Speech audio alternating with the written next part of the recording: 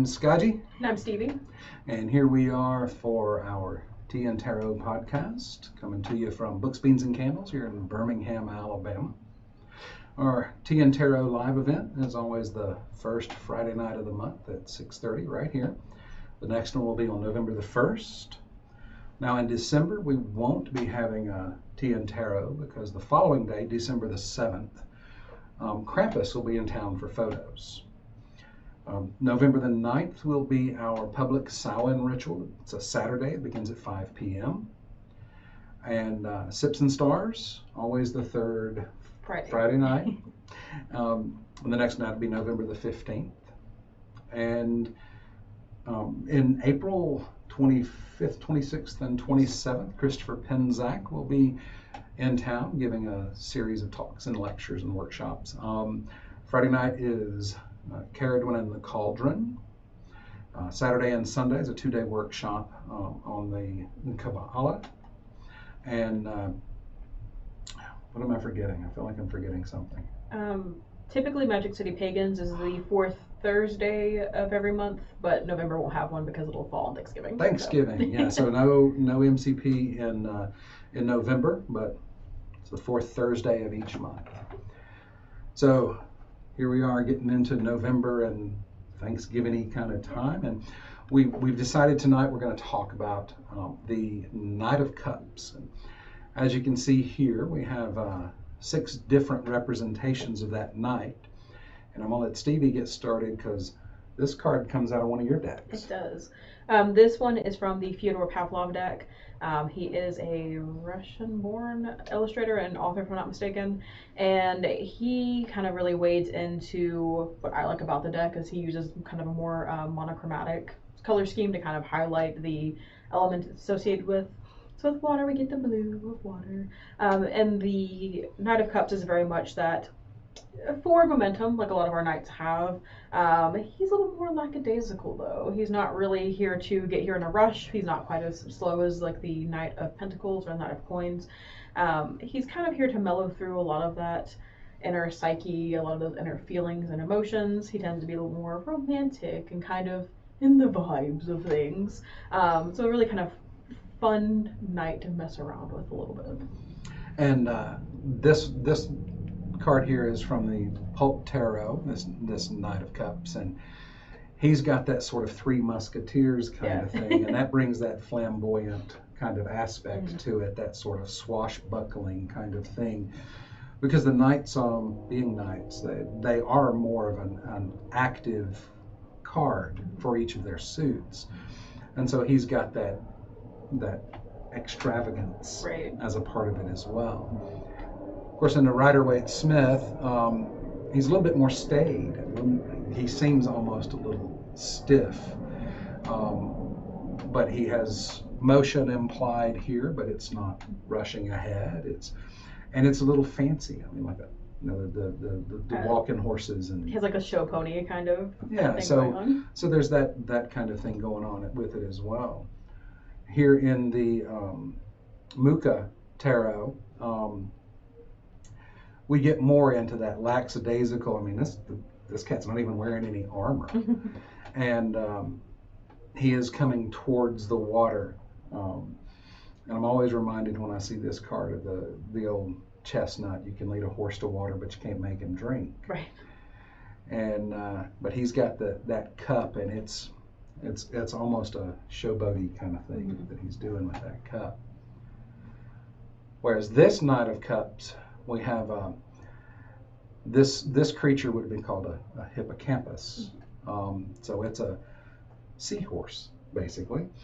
And we see the waters that he's dealing with are turbulent, and almost he needs to be a little more active, and that's mirrored here in the horse's mane as well. But he's still kind of chill, hanging out there with his fancy shell helmet. But in this deck, the Wildwood Tarot, it's very much a British folklore, British Isles vibe. And we were talking about this, and you were talking about the eels in British and Celtic mythology. Yeah, they're plentiful. There's so many of them to the point of they're often like historically been like a meat source instead of like what we would traditionally be like fish.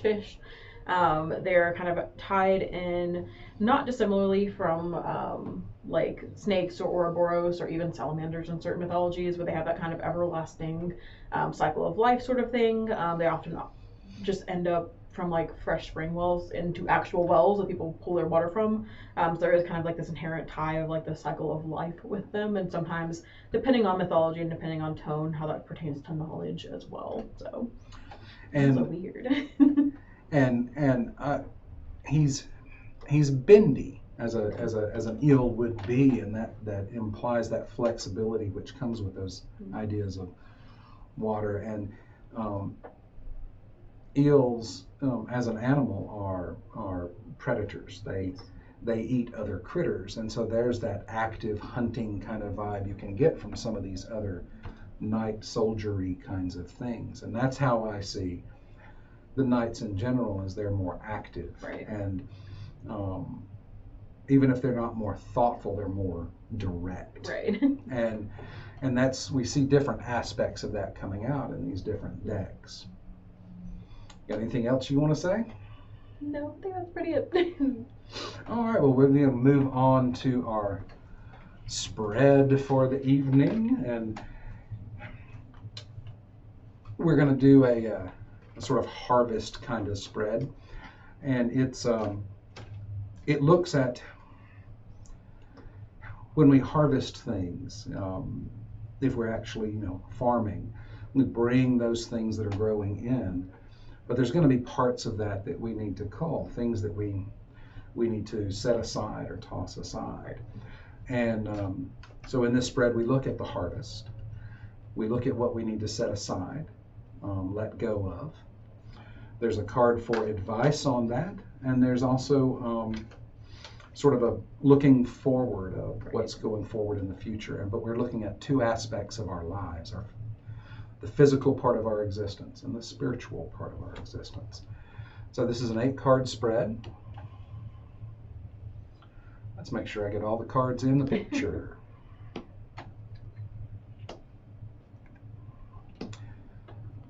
And when you read this for yourself, we got lots of reversals today. Goodness gracious. You can choose either or. We're going to do this top one here is going to be our physical side, and this is our spiritual side, Rut-row. And so this would be our harvest. So with the 10 of Wands, we have that element of fire. Some folks see that as vocation or occupation, but it's those things that light us up, the passion and our willpower and our drives and desires. But with the 10 of Wands, it often comes across as very burdened. Right. Like it very much has the kind of when it presents itself for clients, sometimes it has the energy of like, you can do all the things, but should you? That's a lot to take on your plate, and sometimes you have to either reallocate it or get rid of it or whatever the case is. But just because you can take it all on, do you need to? Do you want to? And yeah, the way that I sometimes say that is, you could carry all the groceries in one trip, but did you really have to? You gotta break your spaghetti jars. And also sometimes make sure you're not picking up things that aren't yours to carry. Right. And on that spiritual side of things, we have the 6 of Swords reversed. So as far as harvest goes with this one, it's make sure you're bringing in what is yours that can take you forward. What is necessary. But with the 6 of Swords reversed on that spiritual side, a lot of times for me this card comes across with that movement of thought and that changing of perspective. Mm-hmm. As a reversed card right here, it almost has that stop for a second and take it all in. Yeah, not yet. You don't need to move on yet. You have some loose ends to tie up or something to kind of really either wrap your mind around or to resolve in some way, shape, form, and you can't really dodge the bullet by trying to be like, okay, it's done, and then kind of scooting on. And on the culling side, we have the 9 of Pence reversed, and in this one, it's a very fancy dressed lady. Looks like she's got that femme fatale vibe. Yeah, and gold records on the wall, all of these achievements and things like that. So the things to get rid of, maybe this is coming across as a sort of sense of pride. A sense of pride. It could even be, the 9 of Pentacles is really kind of getting your money, getting your reward for all your hard work. But it is your hard work. There isn't really the group effort of it. So you have that very solitary sort of vibe. And if it's not like out and out greed, it's really having to look at, you have to do all of it by yourself. It's really stressful. It's really hard. It's very weighty. By maybe opening up your heart and maybe your wallet, depending on kind of letting people in and aiding that process, so it's not so isolationist. So you're seeing this as a stepping away from the lone wolf vibe and more into a more community or collective kind of She vibe. needs to join a band. Become a riot girl, I don't know. And on that spiritual side with the 10 of Swords reversed, the 10 of Swords is one of those ugly cards in a lot of decks. And I thought it was Jen. Gentle as a brick to the face, maybe. And when a lot of times it comes across, sometimes anyway, it comes across as feelings of betrayal or being backstabbed. And this certainly has that kind of thing. Mm-hmm. But as a reversed card on the spiritual side, things to let go of is, it almost has that, let go of the victim mentality thing. Let go of your hubris a little bit. It's not that things don't suck or that things aren't affecting you negatively, because sometimes it's like that. But especially when the 10 of Swords is reversed, it's you either, the situation isn't quite as impactful or negative or weighty as it might be perceived, or you kind of dodge the bullet and things are not quite as bad as they could have been. So why don't you get it together and do something? So going along that vibe, don't catastrophize. Yeah, it's okay to have your feelings about it, that's important, but it's okay, I gotta do something. You have to kind of pick yourself up and continue to do. And so with the 3 of Swords reversed here, in the sort of how do we manage this stuff here kind of thing, it almost kind of mirrors this a little bit. And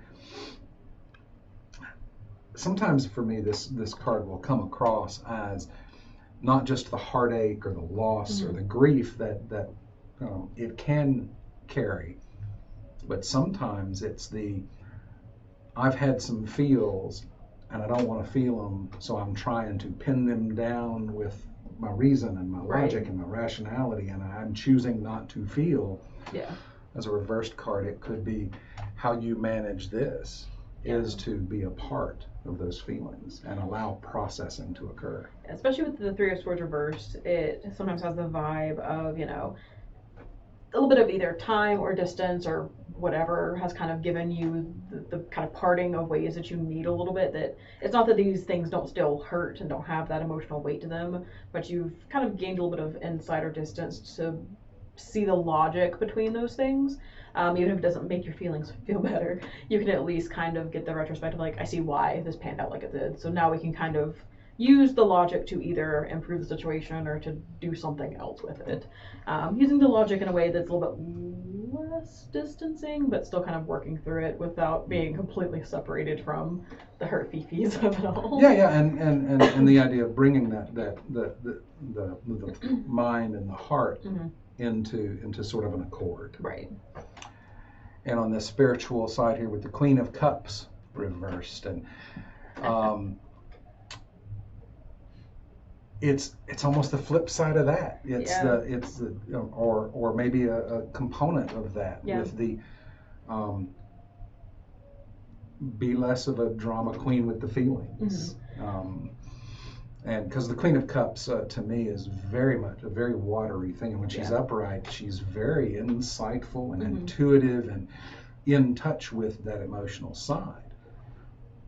But as a reversed card, it's that I like wallowing in the fields. Yeah. Especially surrounded by the two swords.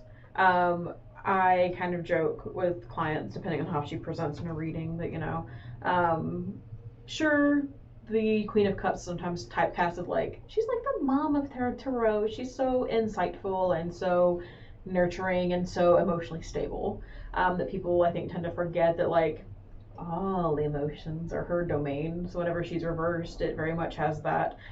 We're kind of like really confronting that she's not like a calm pawn, she's like a typhoon, and looking at a lot of those really ugly, shitty feelings, and having to confront with them, interact with them in a way that is very rarely elegant, but is at least touching them and kind of having to really pay attention to them. And especially surrounded by the 10 and the 3 of Swords, it's like, here they are. Like, you can try and logic your way through them, you can try and like do something about them in like a physical, tangible way, but like can't ignore the feelings. And well, it's that still waters run deep. Yeah. And what you mentioned fits with my idea that no card is always this or always that. Mhm. The cards exist on a spectrum, and it's that full spectrum we have to pay attention Right. to. If she's like the mom of the tarot, she's also mommy dearest of the tarot.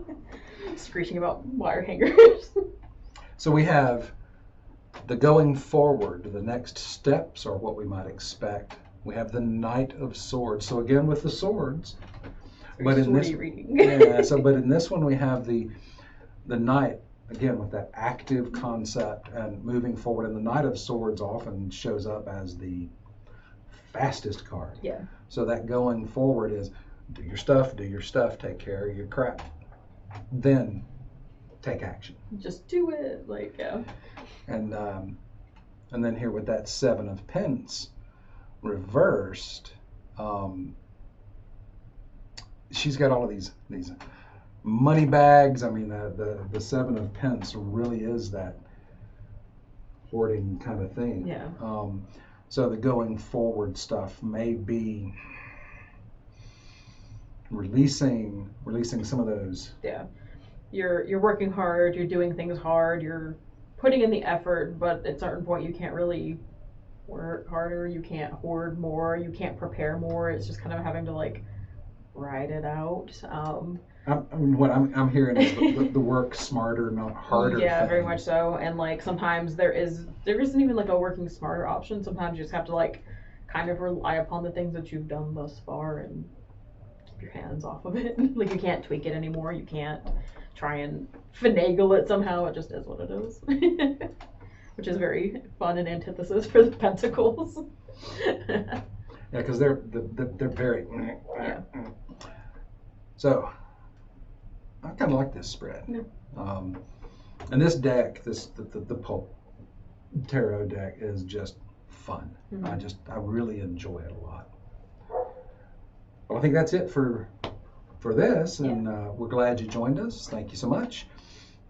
Again, our in-person Tea and Tarot event is the first Friday night of each month. Next one is November the 1st. We will be skipping December in anticipation of a visit from Krampus. On the 7th. And you can follow us on Facebook, TikTok, and Instagram, and all of the fun things. Thanks, Stevie. Thanks, Tracy. And safe journeys. Yeah.